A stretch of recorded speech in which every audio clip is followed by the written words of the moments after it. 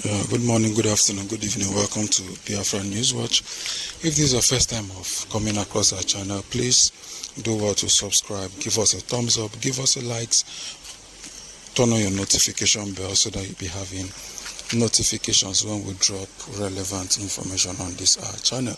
We have a very important thing to tell you. You see, the coming of Biafra is very close. Even the religious leaders are keen into it. Nobody's left out. If you are left out, you're on your own. If you are left out, it's you that wants to be left out. But the good news is, choose ye this day whom you will follow. If you want to follow the zoo is going down. If you want to be on the winning side, which is the Biafrans, you better do so before it is too late, because it is going to be a surprise to so many people. So on this very clip, I want us to listen to what a bishop said. It will shock you. You can't force the people to stay on, please. If they are not ready to stay and then they want to leave, please do well to allow them leave. Over to you, sir. Let's hear what the bishop have to say. Please listen to the end. Do well to subscribe. Thank you. Your Excellencies, Mr. President and the Vice President and our brother, friend, the former President of Kenya, other distinguished ladies and gentlemen, I'm sure that many of you may already be nervous as to what Bishop Kukah is going to say. I feel like Miriam Makeba, the late Miriam Makeba. She said that every time I stand up to speak, they will say, here comes the troublemaker. But President Uhuru Kenyatta, I really want to thank you. I mean, your most eloquent speech struck a chord. And had I received a copy of your speech earlier, I think that even that alone should have broadened the scope of our conversation. As you can see, the Sultan and I are different. He's taller than me. He has a much more regal appearance.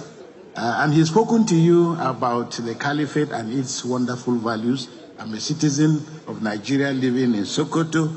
But I'll come from a slightly different perspective, from the point of view of constitutionalism and constitutional governance and how all this fit into religion.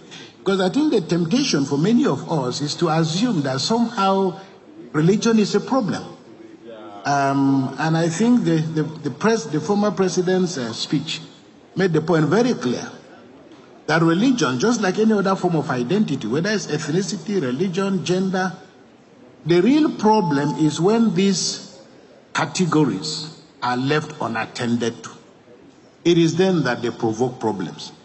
So I really think that we must appreciate the fact that all the values and the temptations, the trials that the people of Kenya have gone through.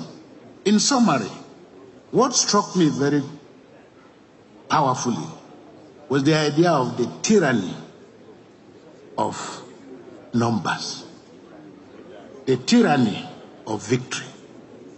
And if I may add, the arrogance and the triumphalism that tends to characterize victory, and how dangerous all these are. Because numbers are important, but they're only important up to a point. And the real challenge is what you do and how you aggregate these numbers for national development. And I think Nigeria and Africa in general must wake up to the threat that is posed by the emergence of what you call illiberal democracy. 20 years ago, this word was not talked about, but now it is in the vocabulary of political science, that there is a resurgence of democracies that look like democracies but don't work like democracies. They conduct elections, they have judiciaries, they have political parties, but in the final analysis, they are a halfway house between the values of democracy and dictatorship and tyranny. And I think that the guest speaker has given us all the ingredients we require to be able to walk through the challenges. And I saw the Vice President-elect smiling. He's somebody I already know. And I appreciate the depth of his intellect and his capacity to process a lot of the issues that are on the table. There are many people, including Christians, who will be disappointed that Bishop Kukah is standing here, because a lot has been made out of the fact that we are dealing with a Muslim set of people who have won the elections. What are the implications of this for Nigeria? And of course, with one side of our mouth, we also say as Nigerians that we want people to be able to govern us, who love us, who cherish us, and who understand the principles of the management of diversity. Now, we will not be nervous, and we really should not be nervous about the future. Not only because it is in the hands of God, but I think that the greatest value, and I hope that this lecture that has been delivered by Uhuru Kenyatta, although unfortunately, sir, you've been in Nigeria twice, but we are not yet Uhuru. We are aspiring. We're not yet Uhuru yet. But I hope that it provides the incoming government with the texture, the material that it requires. Because how to build a good society is not a complicated thing. It is not a complicated thing. And the principles and the question, because one of the things that SGF said to me was also the fact that we'll be talking about the fact that as Nigerians, we are better together. Everybody knows that we are better together. But the first question to ask is, who are we? After 9/11, the American political scientists were asking the question, who are we?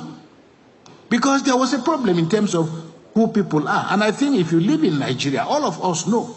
And this is why those who listen to me will attest to the fact that I don't like to talk about religion, in part because I don't believe there is a religious problem. But somehow the Western media, the Nigerian media, and the political elite have assumed the fact that there is something between religions and that there is a conflict between religions. There is absolutely no conflict between religions. I say to people, assuming, for example, we all have knives in our houses. Assuming you come back from work and your wife is in the kitchen and she comes to welcome you with a knife in her back with which she's been slicing onions. You will have no problem entering the house. But if you had a fight with your wife before you left the house and your husband comes back and knocks on the door and you see your wife with a knife, you will pull back. So knives by themselves are not a problem. It's what you do with them. In the same way that, identities are not a problem. Identities are not a problem. It's how you activate those identities and what you do with them. Now, will I be walking around Nigeria and people say to me, we worry about you being in Sokoto, and when I speak, I can tell a million stories. And I give you an example. What happened in Sokoto? With the tragic story of Deborah. I had gone for a burial of the father of one of my priests, and I was on my way back in a car when I got a call to say that one of my priests called me to say, look, this is what is happening. And I got to Abuja, and I got telephone calls from everywhere. Where are you? I said, I'm in Abuja. He said, I hope you remain in Abuja. I hope you're not going back to Sokoto anytime soon. My family members who called me, I said, so what am I supposed to do? No, remain in Abuja. Some people say, leave the country. And I said, to go where? And people could not understand. When I had to go back to Sokoto the next day, people said to me, I had to just tell my friend, where are you? I told them I'm in Abuja. But when I got to Sokoto, I walked to my house. And for me, it's a very powerful image.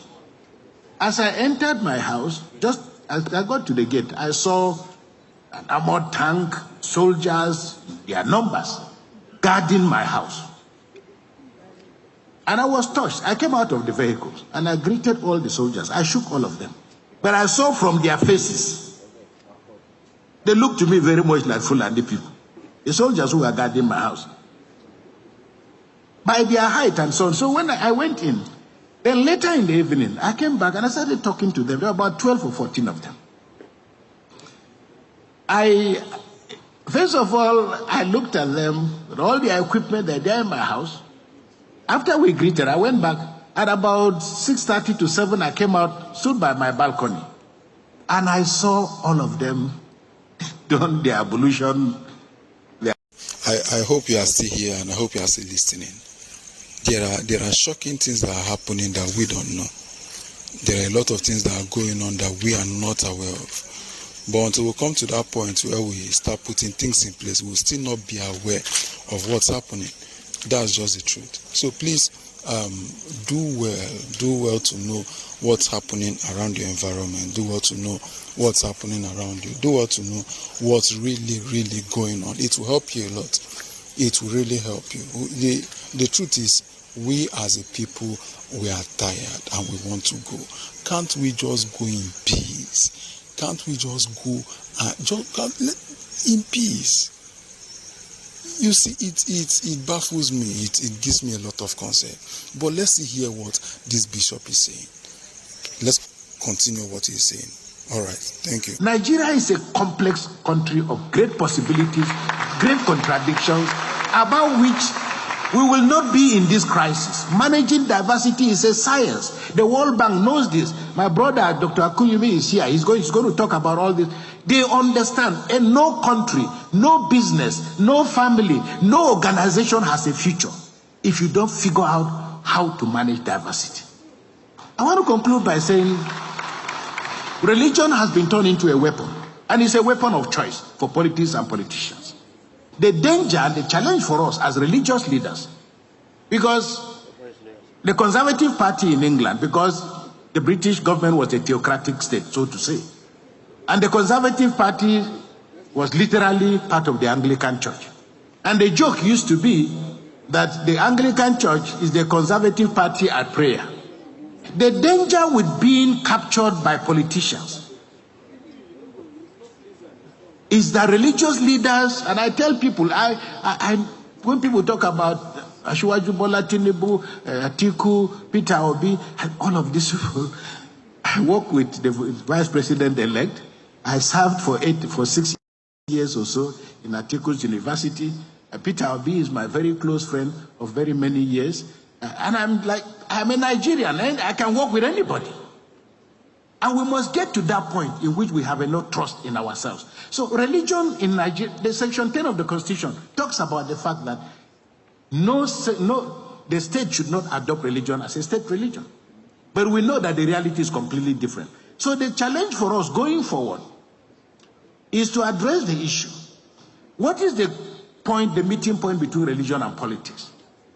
For us as Christians and as Muslims, we must understand we are first of all citizens of the Federal Republic of Nigeria who just happen to be Christians or Muslim. We could be anything else. And our inability to appreciate those differences also is directly related to the way the political class has continued to treat us. Let me put it that way.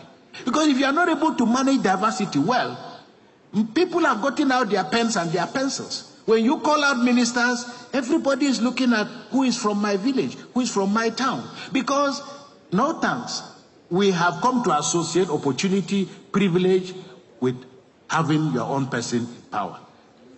It's not the way to go, but the reality has led us otherwise. So I want to say that, first of all, Nigeria must heal. Nigeria must heal.